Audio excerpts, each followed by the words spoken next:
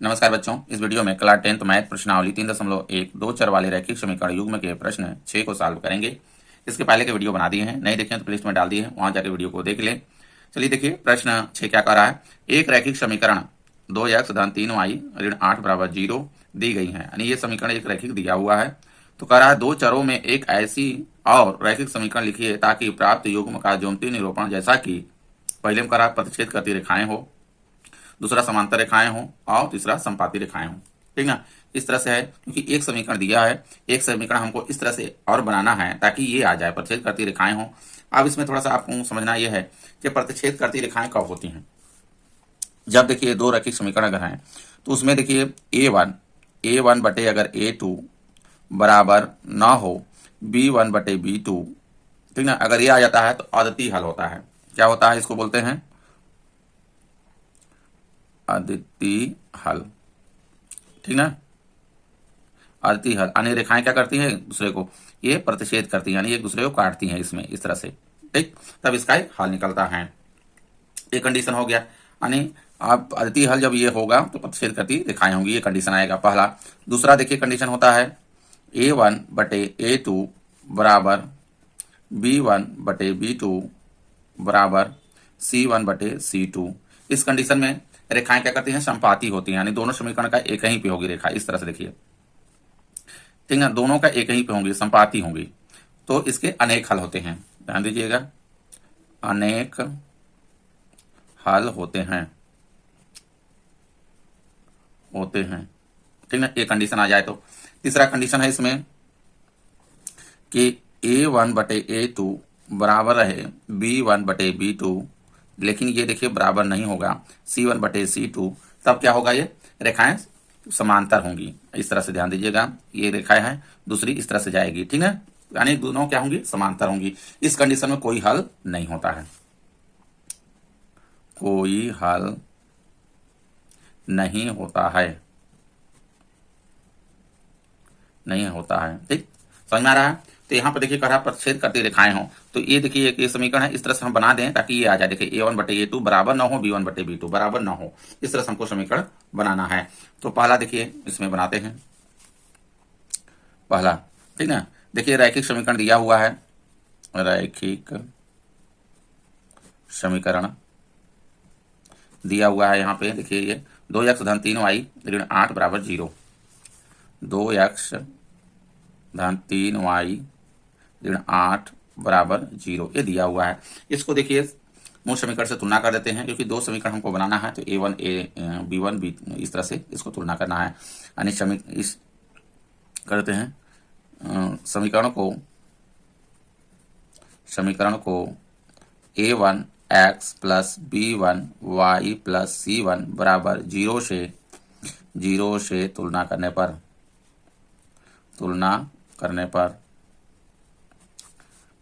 ठीक है, जब तुलना कर देंगे, देखिए यहाँ पे x गुणांक a1 है, तो ये a1 बराबर, इसमें देखेंगे x गुणांक क्या है, x गुणांक मेरा 2 है। ठीक है, b1 बराबर हो जाएगा y के गुणांक है, देखिए b1, तो इसमें y गुणांक कितना है, 3 है, हो जाएगा। c1 बराबर, देखिए c1 कितना है मेरा, ऋण में 8, चिन्ह सहित लेते हैं, ध्यान दीजिएगा, नहीं तो गलत हो जाएगा, तो ऋण में ये 8 हो जाएगा। समझ में आ रहा है। अब देखिए नया रैखिक समीकरण जब बनाएंगे हम, जो ऐसा हो जो प्रतिच्छेद करती रेखाएं हो, ठीक है, तो मान लेंगे हम, ठीक है, माना a2 दूसरे में, ठीक ना, नया रैखिक समीकरण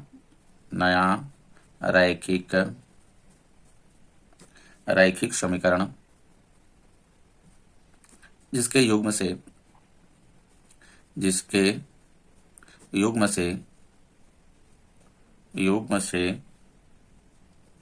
प्रतिच्छेद करती रेखाएं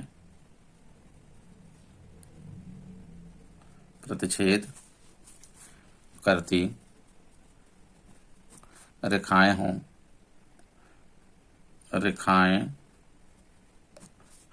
ठीक है, तो इसमें देखिए मान लेंगे,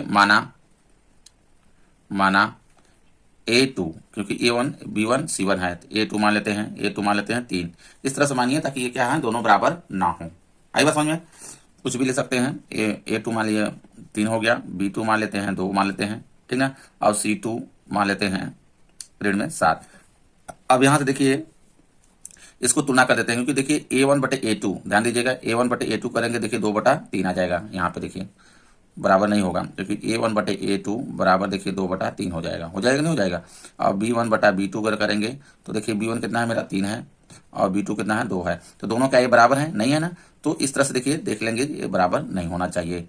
अब इसको रख देंगे मूल समीकरण में, मूल समीकरण में रख देंगे तो ये मेरा समीकरण तैयार हो जाएगा, ठीक है। तो लिख देंगे A2x plus B2y plus C2 बराबर 0 में मान रखेंगे, इसका मान रख देंगे, में मान रखने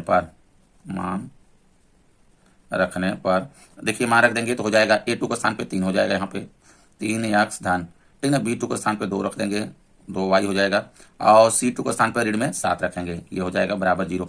इस तरह से ये समीकरण बन जाएगा, ठीक है ना। दूसरा भी ले सकते हैं, इस तरह से ले लीजिए ताकि ये बराबर ना आए दोनों, ठीक, ये हो जाएगा। दूसरा बनाते हैं, देखिए दूसरा में क्या कर रहा है कि समांतर रेखाएं हों। समांतर रेखाएं कब होती हैं? देखिए तीसरा यहाँ पे है ये कंडीशन, A1 बटा A2 B1 बटा B2 बराबर ना हो C1 बटा C2, यानी ये दोनों क्या हैं? बराबर होना चाहिए। अब ये बराबर ना हो, ये कंडीशन होगा तो समांतर रेखाएं होंगी। आई बात समझ में?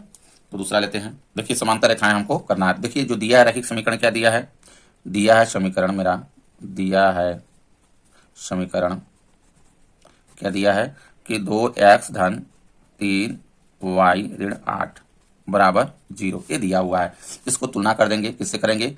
A1x plus B1y plus C1 equal to 0 से तुलना करने पर, 0 से तुलना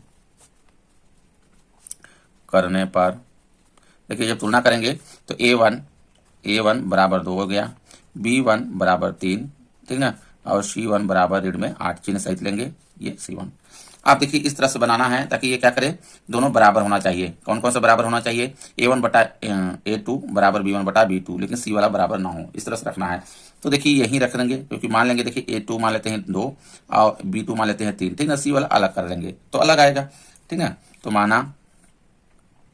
माना A2 बराबर 2 मान लेते हैं और B2 3 ही मान लेंगे, क्योंकि बराबर हमको दिखाना है।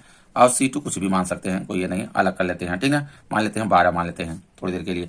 अब देखिए कंडीशन बन जाएगा, A2 बनाओ, A1 बटा A2 करेंगे 2/2 आ जाएगा, B1 बटा B2 करेंगे तो 3/3 आ जाएगा, ठीक है। जब काट देंगे देखिए 1 आ जाएगा, इस तरह देखिए, क्योंकि A1 बटा A2 बराबर देखिए 2/2 हो गया, काट देंगे तो 1 आ जाएगा।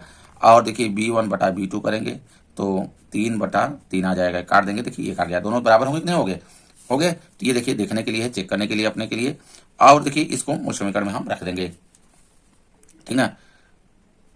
A2x plus B2y plus C2 बराबर 0 में मान रख देंगे, ये जो माने हैं, में मान रखने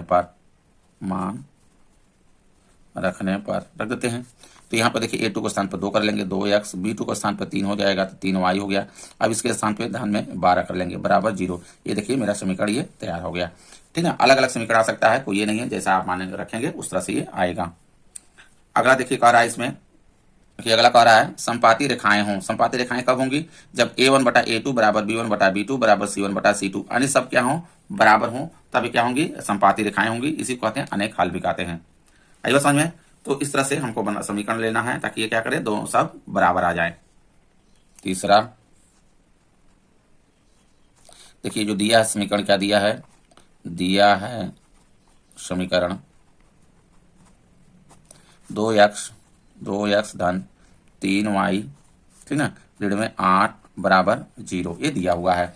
तो इसको देखिए समीकरण से हम तुलना करके इसका मान निकाल लेते हैं। तो समीकरण A1x plus B1y plus C1 equal to 0 से तुलना करने पर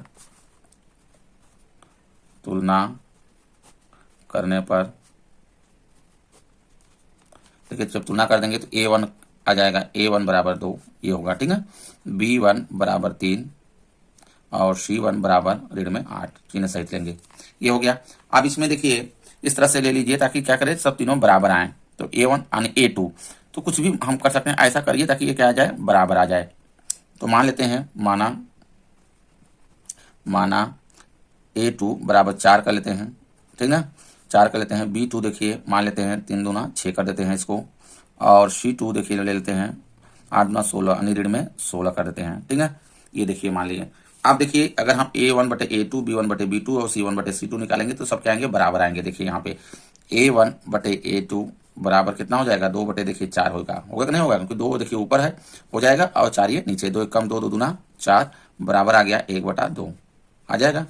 अब इसमें देखिए निकाल लीजिए B1 बटा B2 बराबर, B1 कितना है 3 है, और नीचे कितना हो जाएगा इसके 6 हो जाएगा।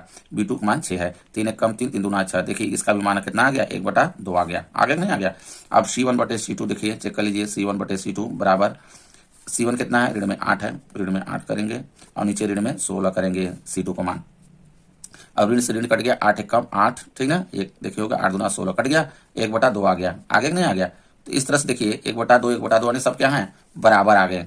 आगे हैं नहीं, A1 बटा A2 1 बटा 2, B1 बटा B2 1 बटा 2 आ गया, C1 बटा C2 1 बटा 2 आ गया। समझ में आ रहा है। तो ये देखिए इस तरह से हम ये चेक कर लिए।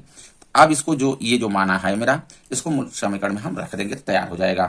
तो A2x plus B2y plus C2 बराबर 0 में मान रखने पर देखिए जब मान रख देंगे तो आ जाएगा A2 का मान देखिए कितना है, 4 है माने हैं, तो यहाँ पे हो जाएगा 4x धन में, B2 का माने है 6 माने हैं, यहाँ पे 6y हो जाएगा धन, सॉरी यहाँ ऋण रहेगा क्योंकि C2 कितना माने हैं, ऋण में 16 है, ये हो जाएगा मेरा 16 बराबर 0। ये देखिए समीकरण मेरा तैयार हो गया। ठीक है, बोला एक समीकरण और बनाइए, इस तरह से बनेगा। वीडियो अच्छा लगा हो लाइक करें, चैनल को सब्सक्राइब कर लें। धन्यवाद।